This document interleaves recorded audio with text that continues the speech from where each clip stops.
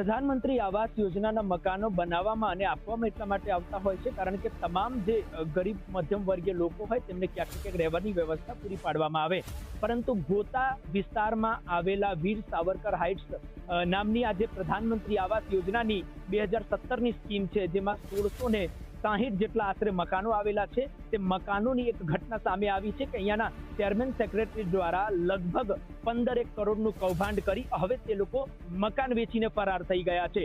સૌથી મોટો કૌભાંડ પ્રધાનમંત્રી આવાસ યોજનાના 2017ની આ સ્કીમ, જેમાં સોસાયટીના સેક્રેટરી ચેરમેન દ્વારા ખાસ કરીને 15 કરોડ રૂપિયા લઈને તે લોકો ફરાર થઈ ગયા છે. આ સોસાયટીના તમામ રહીશો આક્ષેપ કરી રહ્યા છે. કેટલાક સોસાયટીના રહીશો અત્યારે આપણી સાથે છે, તેમની સાથે વાતચીત કરશું.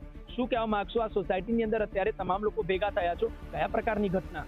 અત્યારે અમને સૌથી મોટી તકલીફ એ છે કે આવનારા 4 થી 5 દિવસની અંદર અમારું બોરનું કનેક્શન કપાઈ જવાનું છે, લિફ્ટનું કનેક્શન કપાઈ જવાનું છે. અમે ઉપર નીચે 14 માળના મકાનો છે, ચડવા ઉતરવામાં બહુ તકલીફ થવાની છે અને પાણીની સગવડ એ બંધ થવાનું છે. સૌથી મોટો મુદ્દો છે અમારો. સૌથી મોટો મુદ્દો એ છે કે આપ લોકો ભેગા થયા છો, શું તકલીફ પડી રહી છે? પૈસાની વાત છે, કૌભાંડની વાત છે? કોણે દ્વારા કરવામાં આવી? કેટલા પૈસાનો કૌભાંડ કરવામાં આવ્યું? લગભગ નહીં તો 15 થી 16 કરોડ રૂપિયા નું કૌભાંડ થયું છે. એનો કોઈ હિસાબ મળતું નથી અને એનો કોઈ જે જવાબદાર વ્યક્તિઓ છે એ લોકો મકાન વેચીને અહીંયાથી ભાગી ગયા છે. હવે અમને જઈએ કોની પાસે? ગુજરાત હાઉસિંગ પાસે રજૂઆત લગાવીને અમે લોકો થાક્યા, લેકિન ગુજરાત હાઉસિંગ બોર્ડ વાળા સાંભળતા નથી. કોઈ અહીંયા આવતું પણ નથી. કોઈ અહીંયા આવતું નથી તે કહી રહ્યા છે. ખાસ કરીને બીજા એક વડીલ અત્યારે આપણી સાથે છે. શું કહેવા માંગશો? કેટલા કરોડનું આ કૌભાંડ છે, કોના દ્વારા કરવામાં આવ્યું? અત્યારે એ લોકો ક્યાં છે? એ લોકો મકાન વેચીને ભાગી ગયા છે. અત્યારે હોદ્દેદાર હાલમાં કોઈ નથી, એટલે કોઈ છે નહીં. મકાન આપણે વેચી ગયા છે. સવાલ છે, સોસાયટીના ચેરમેન સેક્રેટરી દ્વારા કરોડોનું કૌભાંડ કરવામાં આવ્યું છે. હાજી હાજી, એનો એક કૌભાંડ કરી ને આપણું મકાન વેચીને ભાગી ગયા છે. કોઈ છે નહીં હાલમાં. 15 થી 16 કરોડનું કૌભાંડ કરી 15 થી 20 લાખના દેવામાં નાખી સોસાયટીને તે લોકો ભાગી ગયા છે. સોસાયટીના રહીશો આક્ષેપ કરી રહ્યા છે. કેટલાક બહેનો અત્યારે આપણી સાથે છે. શું કહેવા માંગશો બેન? કોના દ્વારા કૌભાંડ કરવામાં આવ્યું? તે લોકો કોણ હતા? શું હોદ્દો હતો એમનો અને કેટલા રૂપિયાનું કૌભાંડ કરવામાં આવ્યું? આ સરકારી ગરીબ આવાસ પ્રધાનમંત્રી યોજના હતી, એમાં જે તે સમયે અમારા મેન્ટેનન્સ ઉઘરાયા હતા એનું એમની પાસે બેલેન્સ હતું 12 કરોડ જેવું અને બાકીનું 3 કરોડ જેવું અમારું મેન્ટેનન્સ ઉઘરાઈને 15 કરોડ રૂપિયાનું અગાઉના 6 ચેરમેનો અને 6 સેક્રેટરી એમ કરીને 12 છે. હર્ષિતાબેન છે, પછી કેતનભાઈ છે, એવા પ્રવીણસિંહ છે, પિન્ટુભાઈ છે, એવા અન્ય કર્મચારીઓ, ચેરમેન અને સેક્રેટરીઓ ભાગેડું થઈ ગયા છે.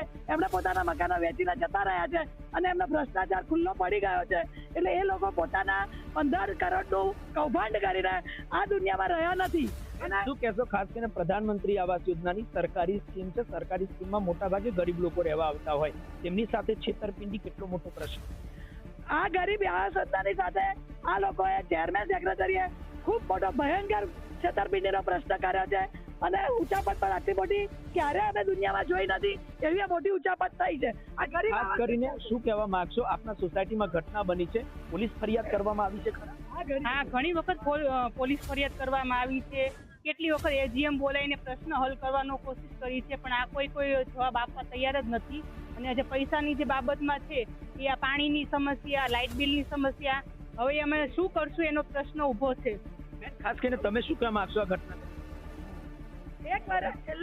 ખાસ કરીને પોલીસ ફરિયાદ કરવામાં આવી છે. પોલીસ દ્વારા કયા પ્રકારનું એક્શન લેવામાં આવ્યું? પોલીસ દ્વારા ફરિયાદ કરવામાં આવી છે, પણ પોલીસ દ્વારા હજી કોઈ એક્શનો લેવામાં આવ્યા નથી. છેલ્લા 1 વર્ષથી 90 લાખનું બિલ પર સ્ટેન્ડિંગ મૂકીને ભાગી ગયા છે.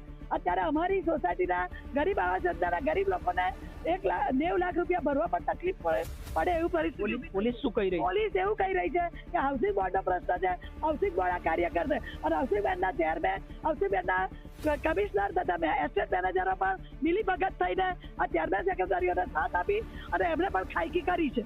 ત્યારે અન્ય કેટલાક વડીલો અત્યારે આપણી સાથે છે. શું કહેવા માંગશો? આપણી સોસાયટીનો પ્રશ્ન બન્યો છે, આવનારા સમયમાં શું ડર લાગી રહ્યો છે? લાડી અને પાણીની સમસ્યા ઊભી થઈ શકે એમ છે? આપણે શું લાગી રહ્યું છે? લાઇટ અને પાણીની સમસ્યા ઊભી થઈ શકે? 10 તારીખે લાઇટ ને પાણી કપાઈ જવાની સંભાવના છે. ત્યાં સુધી બધાને તકલીફ પડે, પણ એ ગરીબોને તકલીફ પડવાની જે રહીશો છે એમને કઈ પલબ નહીં થવાની. 20% અમે લોકો એ છે ને 80% લોકો ભાડું આપતો છે. 1660 મકાન. છેલ્લે શું કહેવા માંગશો? આપની માંગો પૂરી કરવામાં નહીં આવે તો આપ લોકો આગળ કયા પ્રકારના એક્શન લેશો? હવે આગળ જે છે સીએમ પાસે જવાની અમારી સરકાર જોડે રજૂઆત કરવાની પ્લાનિંગ છે. જઈને થાકી ગયા. હાઉસિંગ બોર્ડથી કઈ નિકાલ આવતું નથી. હાઉસિંગ બોર્ડથી કોઈ નિકાલ આવતો નથી તેવું તે ખાસ કરીને કહી રહ્યા છે. મહત્વની વાત કહી શકાય કે ગોતા વિસ્તારમાં 2017માં સ્કીમ બનાવવામાં આવી હતી, પ્રધાનમંત્રી આવાસ યોજના, અને આ સ્કીમની અંદર 1660 જેટલા મકાનો બનાવવામાં આવ્યા હતા, જેમાં લગભગ 12 જેટલા સેક્રેટરી ચેરમેન સહિતના હોદ્દેદારો, તમામ લોકો જે છે તે 15 કરોડનું કૌભાંડ કરી ફરાર થઈ ગયા છે. આ તમામ રહીશો અત્યારે ભેગા થયા છે. સોસાયટીના તમામ રહીશો આક્ષેપ પ્રતિ આક્ષેપ ચોક્કસથી તે લોકો કરી રહ્યા છે. સવાલ એ થાય કે ગોતા પોલીસમાં ખાસ કરીને સ્થાનિક પોલીસ દ્વારા કાર્યવાહી કરવામાં નથી આવતી તેવું પણ બેન આક્ષેપ કરી રહ્યા છે. તો 100%ની વાત છે કે પોલીસને જ્યારે ફરિયાદ કરવામાં આવી ત્યારે પોલીસ કહી રહી છે કે આપની હાઉસિંગ બોર્ડ બેડની મેટર છે. સવાલ એ થાય કે હાઉસિંગ બોર્ડ આના ઉપર કાર્યવાહી કરશે તો ફ્રોડનું પકડવાનું કામ પર શું હાઉસિંગ બોર્ડ કરતી હોય છે કે પછી કોર્પોરેશન કરતી હોય છે કે પછી જે પણ આ સ્થાનિક પોલીસ લાગતી વળગતી હોય તે કરતી હોય છે? સવાલ આ લોકોને એ થઈ રહ્યો છે કે આવનારા સમયમાં જો કદાચ પાણી અને ખાસ કરીને લાઇટ બિલ એમનું જે કાપવામાં આવશે તો તેનું પ્રશ્નનો નિકાલ કોણ લાવવામાં આવશે?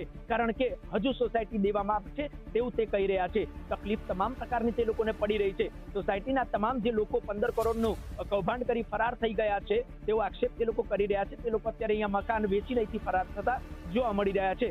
સવાલ એ થાય કે આ લોકોના પ્રશ્નોનો નિકાલ નહીં આવે તો તે લોકો ગાંધીનગર સીએમ કચેરીએ પણ જવાનું ખાસ કરીને કહી રહ્યા છે. બેન, શું જણાવશો? તારીખે મતદાન નહીં થાય. જો આ 3 દિવસમાં ઉકેલ નહીં આવે તો 7 તારીખે અમારા 7000 વોટર્સોનું મતદાન નહીં થાય.